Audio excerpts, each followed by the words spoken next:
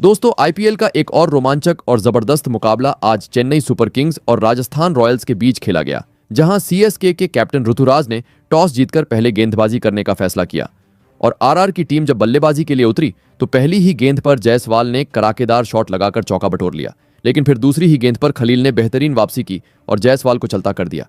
इसके बाद मैदान में संजू का साथ देने नीतीश राणा आए और राणा ने आते ही कहर बरस दिया। राणा 250 की स्ट्राइक रेट से सीएसके की टीम को धो रहे थे। ऋतुराज को समझ ही नहीं रहा था कि क्या करना है और सिर्फ 21 गेंदों में राणा ने अपना 50 पूरा कर दिया था। पावर प्ले के बाद आरआर का स्कोर 79 पर 1 विकेट था। सीएसके को नीतीश राणा का विकेट लेना जरूरी था। फिर 12वें ओवर में अश्विन और धोनी के कमाल ने राणा को चकमा दे दिया और वो स्टंपिंग हो गए। हालांकि आउट होने से पहले राणा ने 36 गेंदों में 81 रनों की बेहतरीन पारी खेली थी। 14वें ओवर में ध्रुव जुरैल को भी नूर अहमद ने चलता कर दिया। कप्तान रियान पराग जरूर एक चोर पर खड़े थे। इसके बाद स्ट्रेटेजिक टाइम आउट के बाद जैसे ही जडेजा आए, उन्होंने पहली ही गेंद पर वनिंदु हसरंगा को चलता कर दिया था। 15 ओवरों के बाद आरआर 145 पर थी।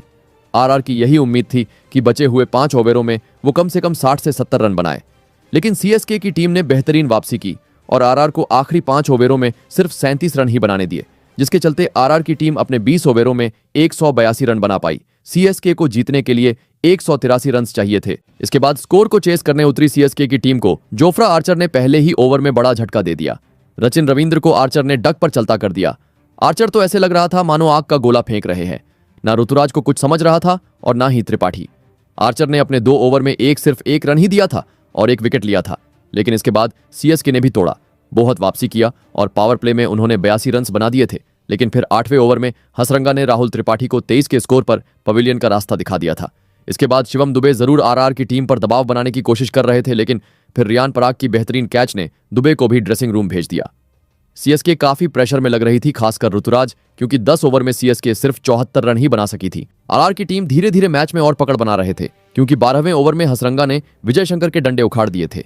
इसके बाद कप्तान ऋतुराज लड़ते रहे, जहां उन्होंने अपना 50 भी पूरा कर दिया था, लेकिन इससे पहले कि वो मैच जीता पाते, हसरंगा ने उन्हें भी 63 के स्कोर पर चलता कर दिया। अब मैदान में 2 बेस्ट फिनिशर एमएस धोनी और रविंद्र जडेजा मौजूद थे और सीएसके को जीत के लिए 22 गेंदों में 49 रन चाहिए थे। यहां से मैच किसी भी पक्ष जा सकता था, लेकिन फिर धोनी ने सीएसके को जीत दिलाने की कोशिश की, जहां वो तेजी से रन बना भी रहे थे, लेकिन फिर आखिरी ओवर में जब सीएसके को जीत के लिए 20 रन चाहिए थे, तब धोनी आउट हो गए। इसके बाद तो जडेजा भी सीएसके को जीत के उस पार नहीं ले जा पाए और सीएसके ये मैच हार गए, जिसके चलते सीएसके की ये लगातार दूसरी हार है। अब सीएसके के इस हार पर किसको दोषी मानते हो, कमेंट करके जरूर बताएं।